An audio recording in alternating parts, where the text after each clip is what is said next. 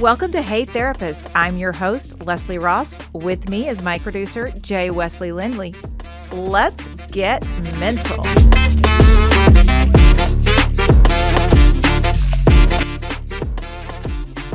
Hello, everyone, and welcome to Hey Therapist. Laney J's here with me again. So I'm like I've been taking this certain medication for the last year, and I don't have the emotions that I should have.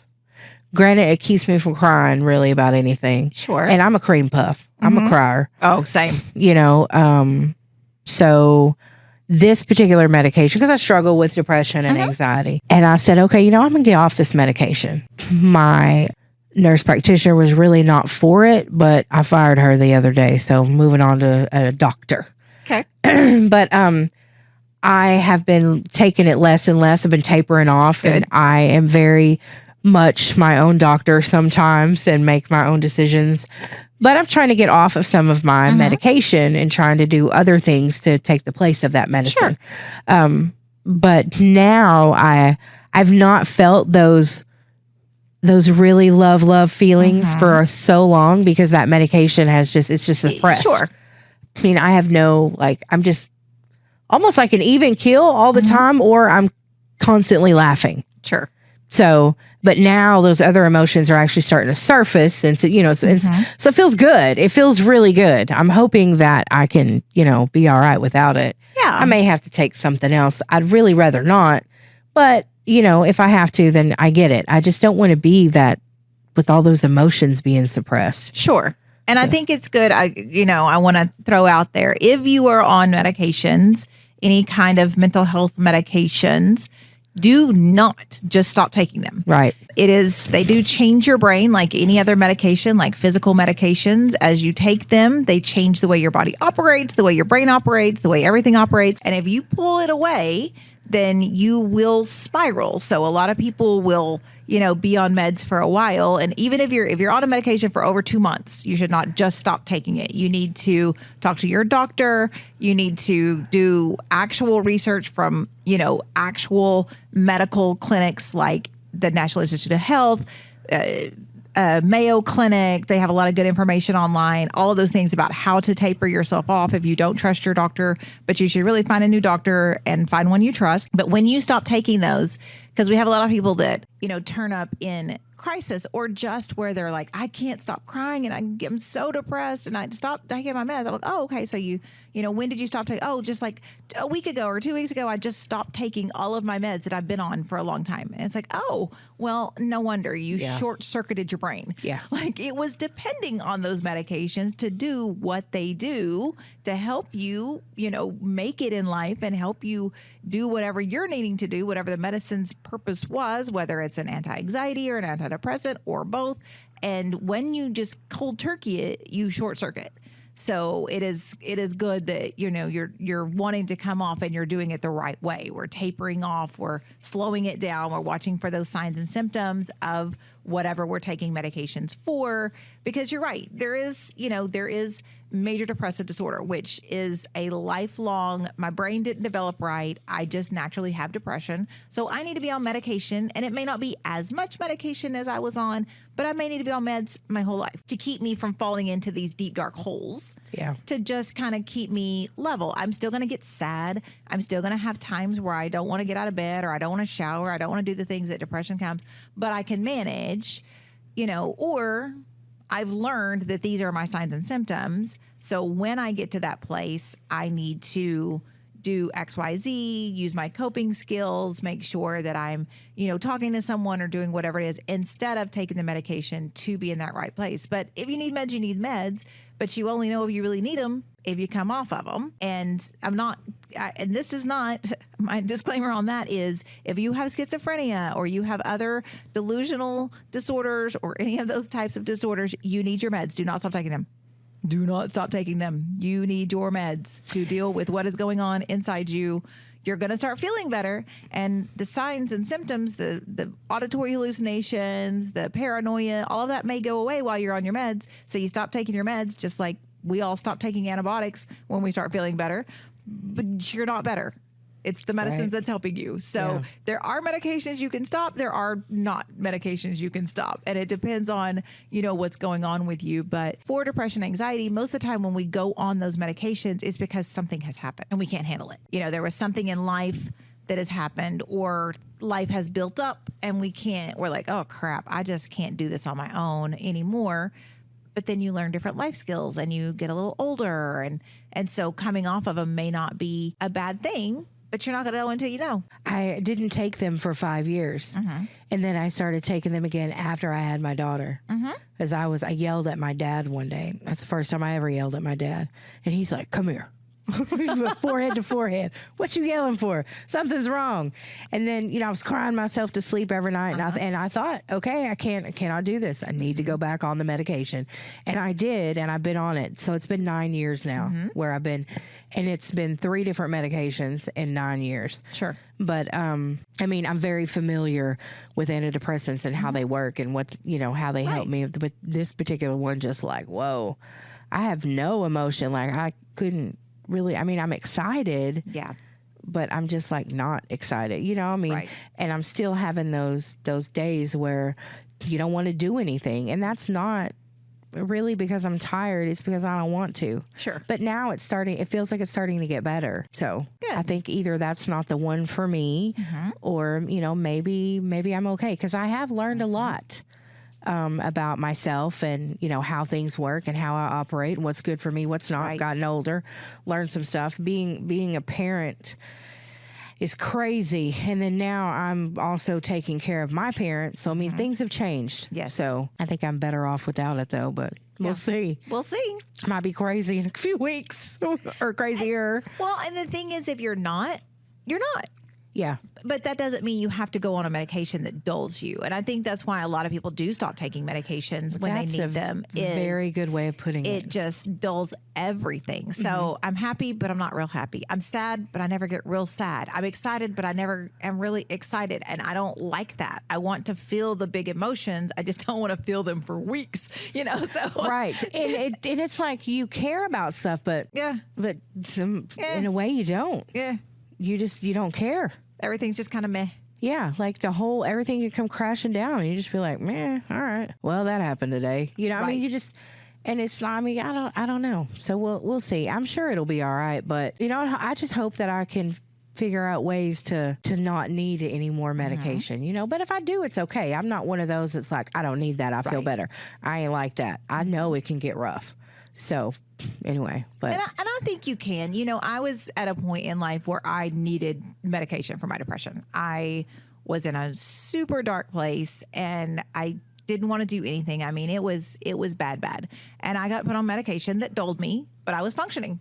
I was good. I could make it. I'd get out of bed. I was going to work. Nothing really excited me. I had no sex drive, but I didn't even care that I didn't have a sex drive. I was just like, I was just making it through the world without crying at everything and getting out of bed. That was my wins at that time. And, there's another time where, things had happened and I'm like, okay, I need to go back on medication because I had, dealt with what was going on at that time. Like, okay, I need some meds to get through this, so I went back on medications for a little while and then I came back off of them and I've been fine because I've learned different coping skills and I know what my signs are for when I'm going down the path of depression, when I'm getting to the point where I'm like, oh, wait a minute. Like, no, you have to make yourself do this. You have to do these little things. And it's like, we've talked about on previous episodes, about making yourself just get up, move to a different spot in the house. I don't even care if you're still laying, but get out of bed and go to the couch, get off the couch and go to bed at night, take a shower. If that's all you do all day is take a shower, that's your win. And getting up and going to work and making yourself interact with people and making yourself be present and gratitude. I know a lot of people, we hear about gratitude all the time, but when you're in that depressive state and when your mind starts going, it's hard to see the positives because everything that's negative feels so heavy and so big. It does. Then you can stop and go, you know what though? I made it through today. And there was this time at work where I laughed and it was genuine. I wasn't like just laughing along because that was the appropriate emotion to show at the time and my mask was on. It was genuine. They got me and it actually made me laugh. And I'm grateful for that. And I'm grateful that I have this place to lay my head. I'm grateful for this. And so, even if it's just the little things that you can highlight in your life, it's going to switch that brain from thinking about all the I didn't do great on this and I feel like I could have done better on that. Well, sure. We always can. We can woulda, shoulda, coulda of ourselves to death every day. Even if you are the most positive, grateful, non-depressed person in the world, you can find negative things. Right. But it's what you're trying to find. Like, are you trying to find the negative or are we looking for anything positive? Just one thing positive that you can tell me. And that's going to help you find more positives. Well, actually, you know what? I did pretty good on that. Or today actually wasn't that bad of a day. I'm just tired and I'm just feeling down because that's what my brain's doing right now. And just really being insightful about your symptoms and your, telltale signs when the flags start raising. You're like, oh, wait a minute, we're almost there. What do I need to do? And it may not necessarily be go back on medication. I may need to add an extra walk in. I may need to just go sit outside on the porch. I may need to phone a friend. I may need to, whatever your coping skill that you come up with that helps you get over that little hump that keeps you from rolling backwards down the hill. Right. I think you can get there though. Yeah. We'll see. I think so. I think it'll be okay. I have a cousin who's diagnosed with paranoid schizophrenia and bipolar disorder. And there's a couple of other things that he was diagnosed with. And then he went inpatient a few weeks ago, last month. He told his mom, I'm feeling like I'm going to kill myself. And I didn't know this at the time. Actually, I didn't know until yesterday. My dad said, well, I don't know how he's dealing with everything being that all of his diagnoses were changed. I said, what do you mean? And he's like, that's why he went inpatient. I said, what are you talking about? And he said, well, I took him to McAllister. He had this 3-hour test or, something. He had testing that day.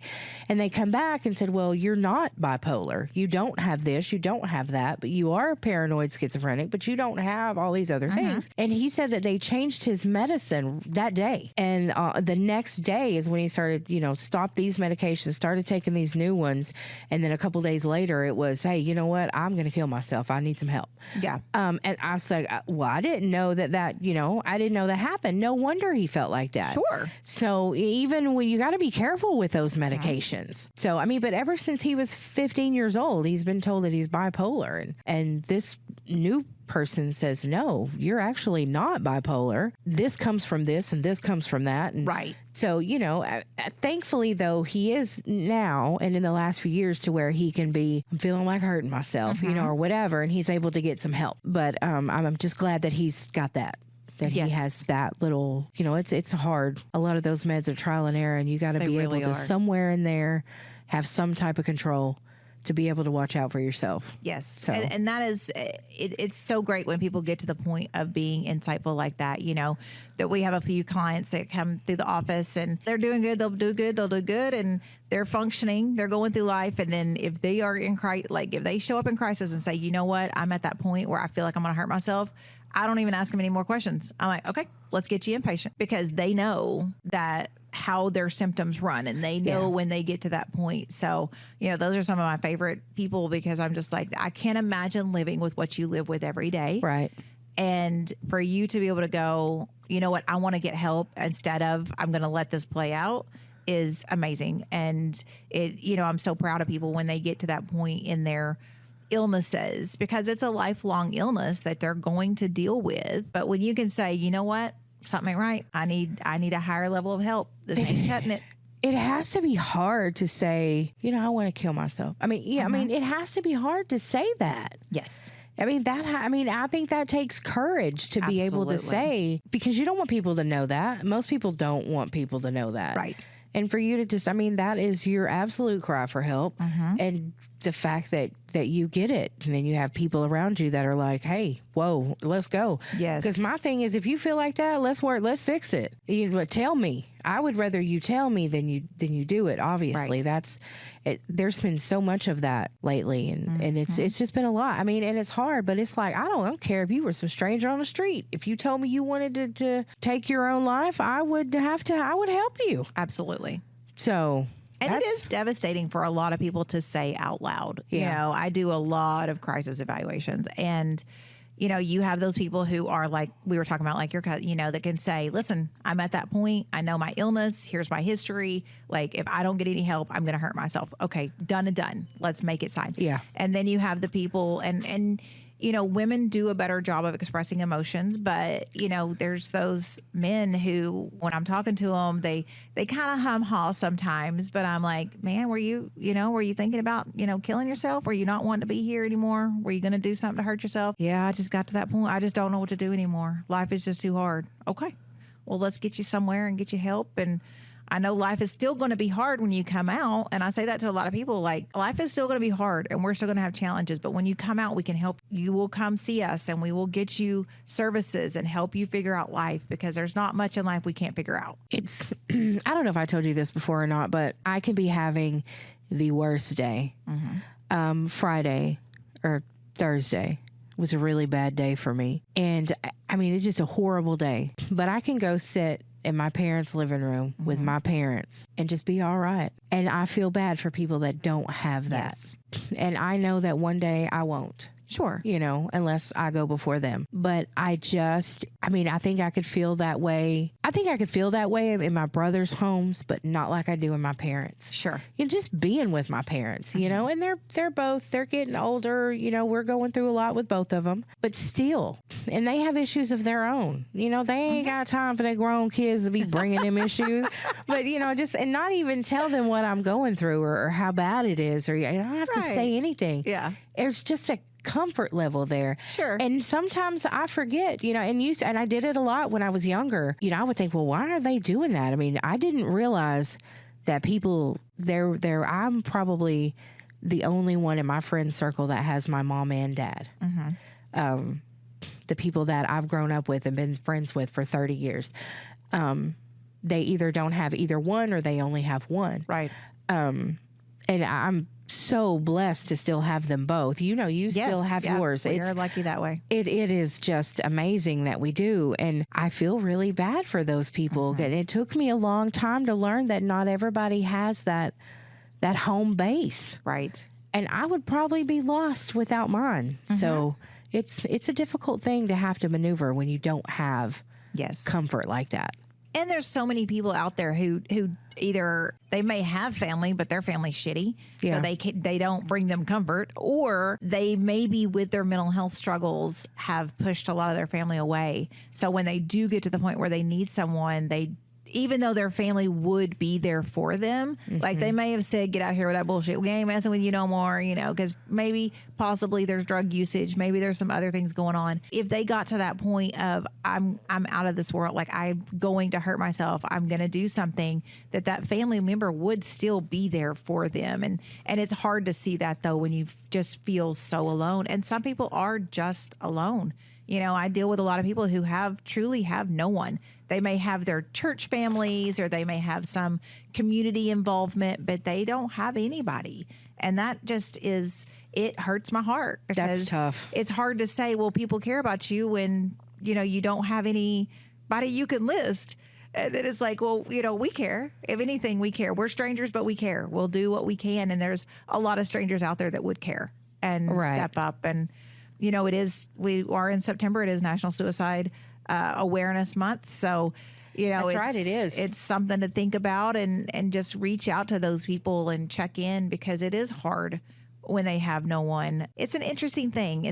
When you have people and when you don't, and when you can build that circle. And Laney and I don't want to speak with her, but we are not young people. I mean, you're right. We're not. We are not young people, and we both have been single people for a while. And that makes it, I think, hard too, when you just don't have that person. We have our family members who love us. And like you said, we can go sit at their house and we can do those things. Yeah. But it's not the same as having a person. No, it's not. And even if you have that friendship, I think is what that is for you. And it's been for me. And, like I said, with this one, I'm cautiously hopeful that found a person that wants me to be their person. It's just nice to have that connection. And it's hard to find. It is. And it's hard for that to find, for it to stay a while and to not be connecting with someone else. Yeah. But seriously, people, I mean, you know how it is. People are just, but it's good. It's really good when you have that. And it's awesome.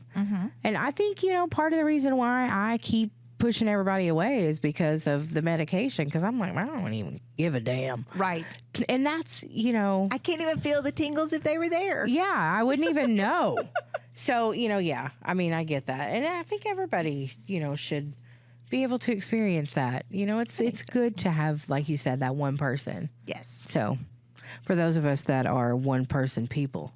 Yes. Some people get their butthole tingles from multiple people. All the people. Yeah. So, but anyway. Why there's so many? Is this your man sites? Yeah. Oh my gosh. Are you still in there? It's not so bad now. What's really booming now is McCurtain Confessions. Oh, yes. Are you in there? I am in you there. See that crazy stuff? It's My nuts. favorite is people got like name names. Name names. That's what I'm saying. Why Don't be anonymous? Come on. I don't think I could run that group because if the person's actual name showed up, I'd be like, oh, here, let me go on and bust you out. I just wouldn't be able to keep it contained. Oh, that was accidental. Yeah. I deleted that one out Oopsies. after everybody saw it. I mean, they done got a coach resigned in Idabel. I mean, like, geez, y'all crazy. And but I mean, I don't know. I've heard that he was innocent. I heard he was guilty. So, whatever. But you never know. Still, boy, don't slip up. They don't gonna get slip you. Up. You gotta have your life together. Yes, you Have do. you ever felt like your life is together? No. Oh, wait. Sometimes. Sometimes, yeah. Sometimes. But not all the time. No, No. Absolutely not. I don't think so either. I'm constantly working on something. Yeah. Whether it be, something like being a better employee or being a better sister or being a better daughter. I'm constantly being a better mom. That's a everyday battle. I think that maybe there's been a few times where I felt, okay, I got it together. This is good. Yeah. But, I don't. Yeah. To other people, I might. Well, sure. And I think there's, I think it's in the definition too. That's I said it, but then I'm like, that's such a broad thing because you can have things, because I feel like I have my life pretty well together, but I'm missing things, like I don't have a house. I'm not, I want to be a better, like you said, a better family member, a better sister, a better child, a better employee, I feel like I'm growing and always changing. And I want to be a good partner to this new person, but I feel like my life is together. I don't know that it's ever complete though. Maybe that's what it is. I don't know that there's a period to the end of that. Okay. And maybe what you've been missing is this blooming relationship. Maybe it'll feel better. We'll talk again in 6 months. Then you'll be like, nah. Or, well, I'm going to Florida and I'm not sure I'm coming back. At the U-Haul pack. I mean, all my shit's still in boxes, so it'd be easy. I'm telling you. But you know what? You got to do what you got to do. And, that's definitely a version of putting yourself out there. It is, for sure. But, it's okay. Because happiness, you have to, everybody says you have to be happy with yourself before you can make somebody else happy. To an extent. Right. Because you can do everything in the world for someone and make them happy. Right. I mean, you can. Yeah, I can make a lot of people happy. Right. But no, seriously, I don't know. It's a good place to be in. Yeah. It really is. I mean, if you did pack up and hightail it out of here, I get it. I do. Be like, I'll be right behind you. We'll see. We've got to make it through a couple of seasons and at least one vacation. But we are planning to take a trip at the end of the year. So good. We'll see. Good. We haven't vacation truly together. I mean, we've been on a vacation together, but not together. Not together. So it'll be interesting. It's going to be fun, though. Yeah.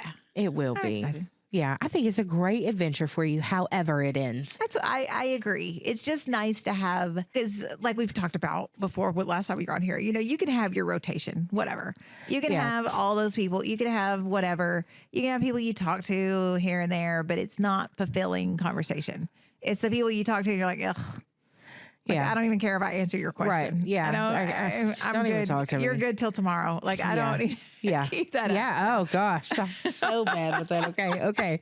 But yeah, that person that you do, though, that you look forward to what they have to say in the morning. Yeah. That first morning, I get a text every morning. Yeah. And then you're video chatting and just to have that with that person and to mean something to someone romantically. Yes. It's a great feeling. It is. What an adventure. I hope we all want to be wanted. That's right. We do. And loved correctly. Yes. That's right. I have to throw that in there now. Used to, you didn't have to say that. Now you do. Oh my gosh. I just want to be loved. All right. We can do that. No, wait a minute. Hold on. What is your definition? Because you can be wanted. I have a friend that's going through crazy stalker right now, and this man is like has a history of like things in the court records of like breaking in, doing things, and he's messaging her nonstop. She does not reply. She does not open them, but it's nonstop craziness. And the police are like, we can't do anything because he hasn't done anything yet. I've been there. Until he physically does something, they can't do anything. Yeah, it's terrible. I had a man that did that. The protective order came when he broke into my apartment and hid out and waited for me. The cops even looked for him and couldn't find him. And then whenever they left, he jumped out. He was under my bed. So, I mean, it was a whole big deal. And that's whenever I put the protective order on him and they were like, okay, we can grant this because, all right. Before that, though, he didn't ever hurt me. So there's really nothing they could do. This time he didn't hurt me either, but he broke into my apartment. But then he would call me and leave voicemails that he was going to kill me with his bare hands and stuff like that. So then I was like, all right, this has gone too far. Yeah. So I turned him in. The police came. They had me go into the detective's office so they could record all that. Well, he went to prison for stalking me, for leaving those voicemails. Right. And I felt like I was lucky that I didn't have to suffer some physical abuse for that to happen. Yes. I hope your friend is okay. That is just not, it's not so scary. Yeah. Because you never know. You never know where they are, what they're doing. But they know where you are. And my thing is too, you have to be careful with who you talk to. Mm-hmm. You make new friends in this period of time. They could have sent that person. Yes. So it is, them stalkers, that's tough. Yeah. It's scary. And some of the things he sent her is just crazy. Oh. And I'm just like, oh, girl. Like, I'm glad you have your dogs. You need to get a weapon. No. Does she live alone? She does. Oh. I know. Well, did she have a weapon? She has a weapon. Okay. So we're good there. I mean, she has every right to protect herself. That's what I said. I said, do not be afraid to use that. That's right. She needs to keep reporting what he's doing. Yep. I'm sure you're telling her that. But, well, bless her heart. I hope that is okay. I hope he leaves her alone. Maybe he'll find someone else to maybe focus his attention on. That's all we can ever hope. I don't mean to hurt another woman. That's not what I mean. No. But, like something else for him to, like you said, focus his attention on so he'll leave her alone. Yeah. Because he's crazy. Like in some of the texts, she sent me some of them and he's talking about like prepping stuff and like setting up this off the grid location. So I'm like, maybe he'll just focus on that. Like maybe he'll get out there and just start writing his manifesto and leave everybody alone. Does someone know where this place is? But I don't know. I hope so. I do too. She didn't find out where it's at. For her at, sake, I hope so. And then tell someone. Yeah. Because that's creepy in itself right there. Yeah, why are you saying that, bro? You snatch her up one day. I mean, you have to be careful. Yeah. Oh, y'all. Yeah. Please be careful. Stop being creepy. People, stop being creepy. If someone does not return a message or 30, they're not interested. Stop messaging them. So he just continues to do it and she's not responding. That's scary. For days and days. That's every what I'm morning. saying. If they don't respond for me, if you don't respond to me like 1 or 2 minutes, I'm done. Yeah. It's over. It's a wrap. I'm out. You don't want to talk to me. Right. There are things that happen and people can't talk, but whatever. But, if you go for so long and they don't respond to you, they don't want to talk to you. Yeah. Don't be mad because a female or a male doesn't return your feelings. I mean, it's, some people are like they can't be grown and say, hey, I don't like you like that. Right.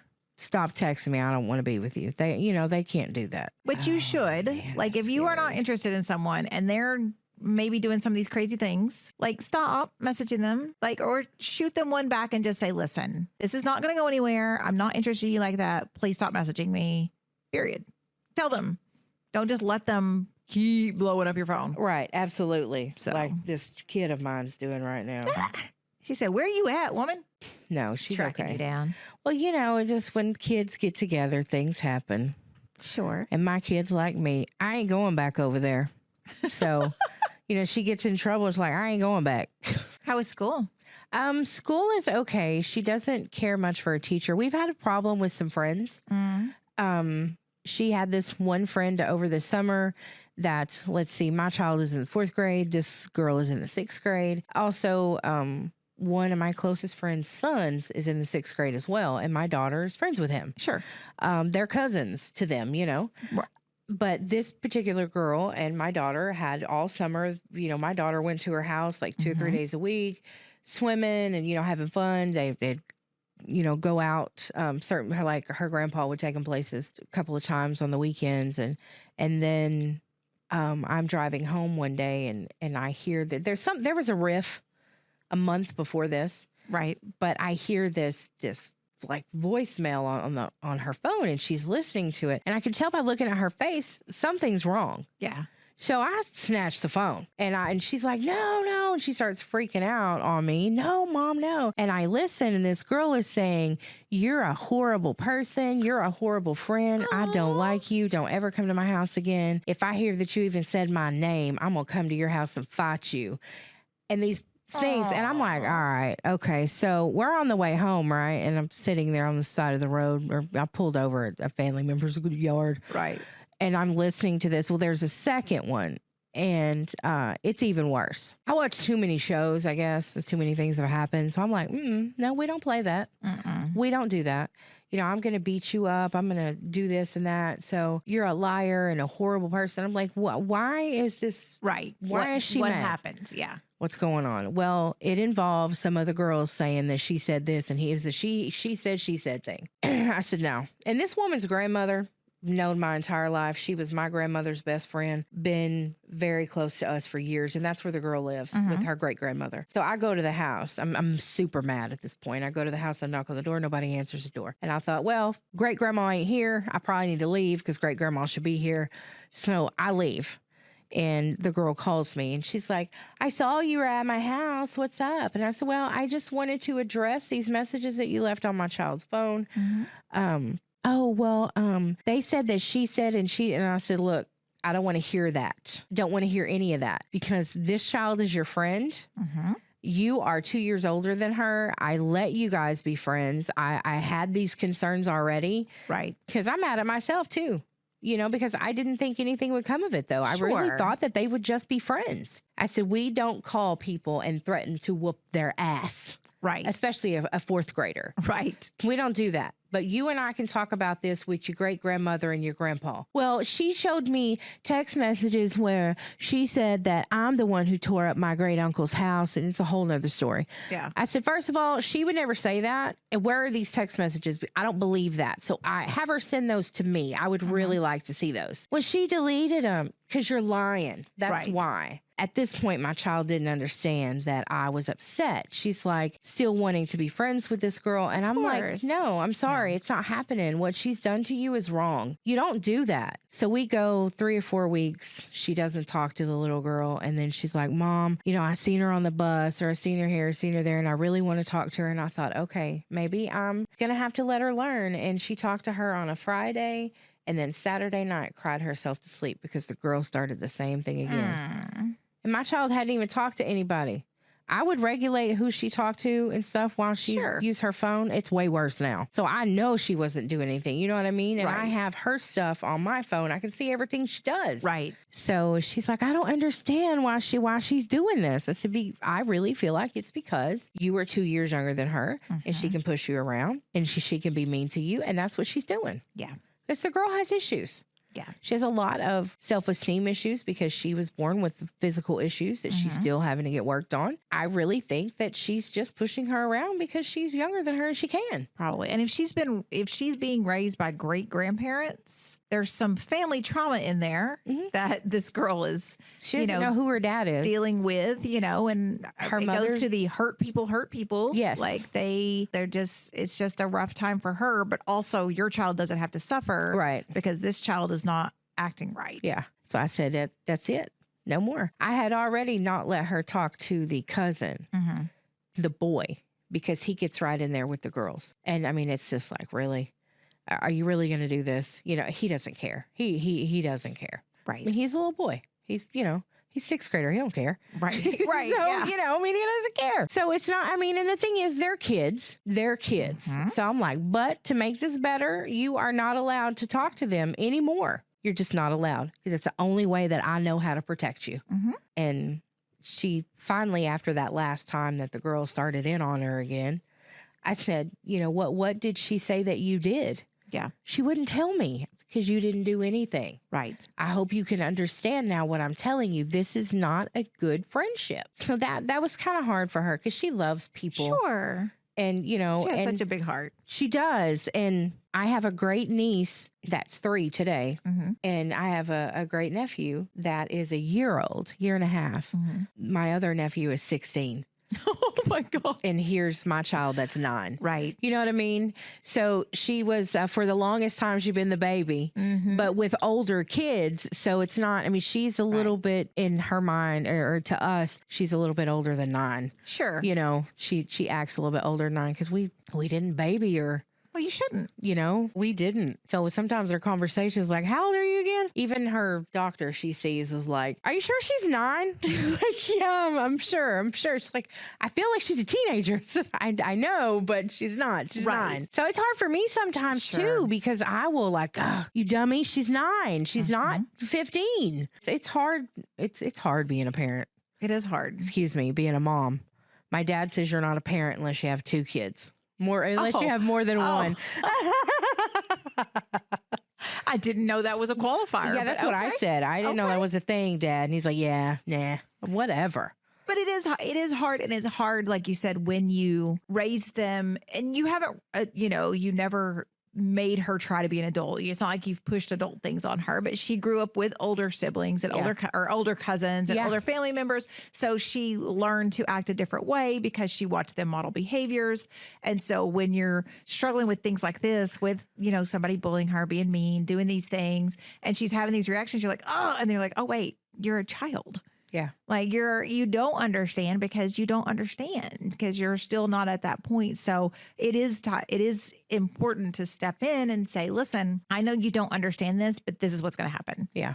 And in a few years, you will understand it because you'll look and see that even though they're not that far apart in age, their grade differences, and middle school is brutal. It is hideous, and the kids are hideous, and they're horrendous, and they're mean to each other, and everybody's just hormonal, and it's just a little cesspool. Everyone's trying to jockey for position and be themselves, but also be like their friends and be liked and do all the things. And so it's a really tough time, and you do have to protect your kiddo from some of the things they don't understand yet. Yeah.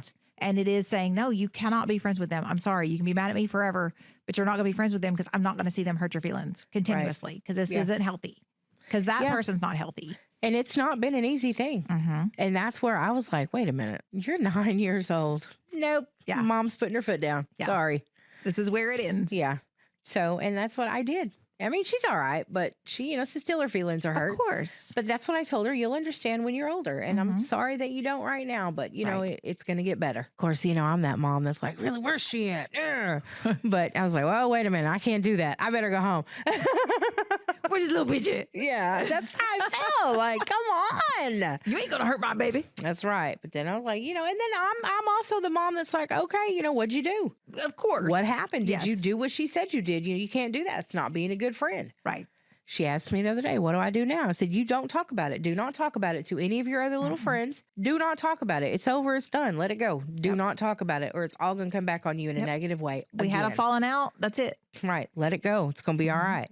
So I think we're okay right now. Good. So Kids are kids. You're going to run into people you don't like. Yeah. Figure out a way. Yeah. Let's learn a way to deal with that. You have to deal with this. That's right. We also deal with this thing where this is something she wants these creams and things for her face. Right? And I'm like, okay, there's nothing wrong with some lotion. You got some lotion at the house that you use. You know, some Aveeno, good stuff. Sure. For your soft, delicate skin. So we go to a store and she's like, this is what I want, Mom. That's the old lady cream. You're not getting that. It's got hyaluronic acid in it. You don't need that for your face. You're 9 years old. Well, such and such a school, she uses this. And I'm like, well, her mama needs to be talked to. Yeah. Because you don't need to be putting this stuff on your skin. Right. Not until you're in your 20s, at least. I need these pimple patches. And I was like, you don't have any pimples. Yes, I do. I'm like, those are not pimples.